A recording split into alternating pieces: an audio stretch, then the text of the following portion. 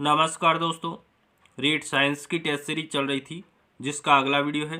देखिए आज की वीडियो का पहला प्रश्न, आवर्तबीजी पौधों में मुख्य पादप होता है तो द्विगुणित बीजाणुद्भिद होता है। आवर्तबीजी पौधों में मुख्य पादप क्या होता है? द्विगुणित बीजाणुद्भिद होता है। अगले प्रश्न की बात करें कि सूक्ष्मदर्शी का आविष्कार किसने किया था? तो सूक्ष्मदर्शी का आविष्कार किसके द्वारा किया गया है? तो जेड जॉनसन के द्वारा सूक्ष्मदर्शी का आविष्कार किया गया है। अगले प्रश्न की बात करें कि जूम लेंस क्या होता है? तो जूम लेंस होता है वो एक परिवर्ती फोकस दूरी वाला लेंस होता है। जूम लेंस क्या होता है? यह एक परिवर्ती फोकस दूरी वाला लेंस होता है। अगला प्रश्न देखिए, एग्जाम की दृष्टि से इम्पोर्टेंट है। मायोपिया का दूसरा नाम क्या है? मायोपिया का दूसरा नाम क्या है? तो समीप दृष्टि दोष या इसे निकट दृष्टि दोष भी कहते हैं। अगले प्रश्न की बात करें कि समुद्र में पानी के नीले होने का कारण क्या है? तो जल द्वारा नीले प्रकाश का प्रकीर्णन। समुद्र में पानी के नीले होने का कारण क्या है? तो जल अणुओं द्वारा नीले प्रकाश का प्रकीर्णन होता है, जिसके कारण समुद्र है वो नीला दिखाई देता है। अगले प्रश्न की बात करें कि तारों के टिमटिमाने का मुख्य कारण क्या है?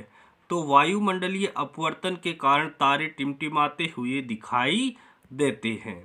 अगले प्रश्न की बात करें कि यदि आप स्थिर वायु में धूल कणों को देखने के लिए एक सूक्ष्मदर्शी का प्रयोग करें तो वे आपको हर समय इधर उधर चलते हुए दिखाई देते हैं।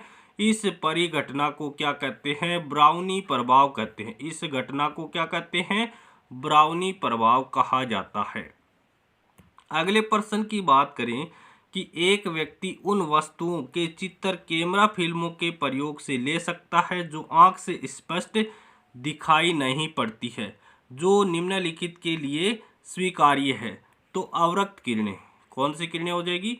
अवरक्त किरणें। एक व्यक्ति उन वस्तुओं के चित्र कैमरा फिल्मों के प्रयोग से ले सकता है जो आंख से स्पष्ट दिखाई नहीं पड़ती है। तो आंख से स्पष्ट कौन सी किरणें दिखाई नहीं पड़ती है? अवरक्त किरणें आंख से स्पष्ट दिखाई नहीं पड़ती है। अगले प्रश्न की बात करें कि ऑप्टिकल फाइबर का आविष्कार किसने किया था?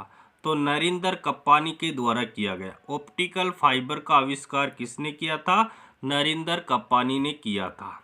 अगले प्रश्न की बात करें कि सरल सूक्ष्मदर्शी की आवर्धन क्षमता, यदि स्पष्ट दूरी की न्यूनतम दूरी d और फोकस दूरी f हो तो क्या हो जाएगा? 1 + d/f हो जाएगा। सरल सूक्ष्मदर्शी की आवर्धन क्षमता, यदि स्पष्ट दृष्टि की न्यूनतम दूरी d और फोकस दूरी f हो तो 1 + d/f हो जाएगा। अगले प्रश्न की बात करते हैं कि मानव नेत्र से दृश्यता तरंगदैर्घ्य कितना है? तो 5000 एंगस्ट्रोम होता है। मानव नेत्र से दृश्यता जो तरंगदैर्घ्य है वो 5000 एंगस्ट्रोम होता है। अगले प्रश्न की बात करें, जर्मेनियम क्रिस्टल में आबंध कौन सा है? तो जर्मेनियम क्रिस्टल में सहसंयोजी बंध पाया जाता है या इसे सहसंयोजक बंध भी कहते हैं। अगले प्रश्न की बात कर लेते हैं कि इलेक्ट्रॉनों की साझेदारी के फलस्वरूप बने बंध को क्या कहते हैं? तो इलेक्ट्रॉन की जब साझेदारी होती है तो सहसंयोजी बंध का निर्माण होता है।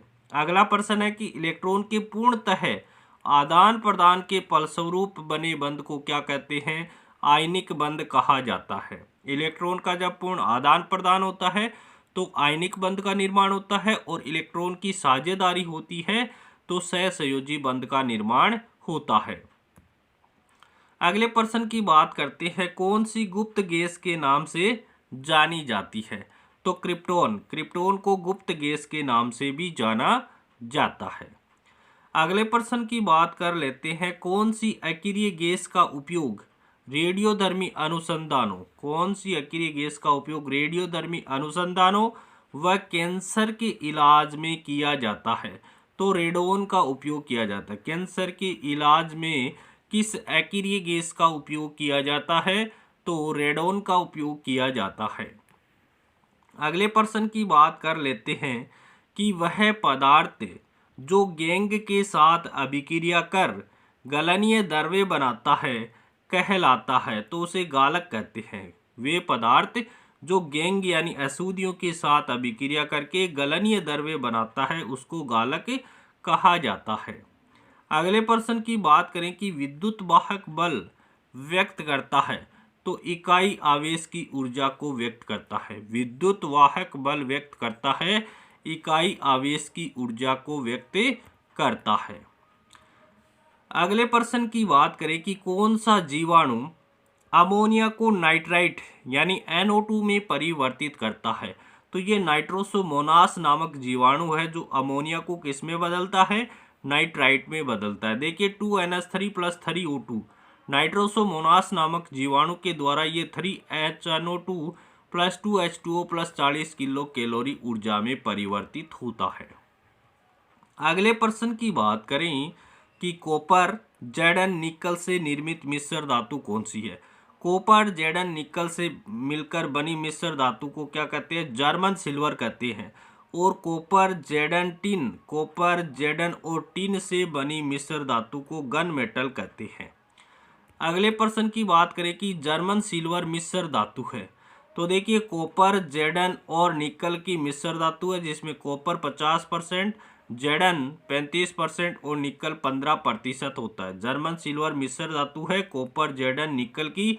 कॉपर 50%, जिंक 35% और निकल 15% होता है।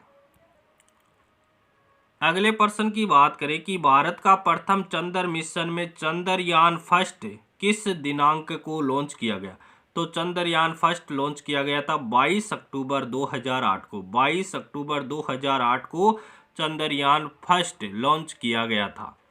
अगले प्रश्न की बात करें कि बोरोन परमाणु में प्रोटॉन और न्यूट्रॉन की संख्या क्रमशः बतानी है। तो बोरोन परमाणु में 5 प्रोटॉन और 6 न्यूट्रॉन होते हैं। बोरोन परमाणु में 5 प्रोटॉन और 6 न्यूट्रॉन होते हैं। अगले प्रश्न की बात करें कि किस चक्र को हेज-स्लेक चक्र भी कहते हैं। किस चक्र को, C4 चक्र को हेज-स्लेक चक्र भी कहते हैं।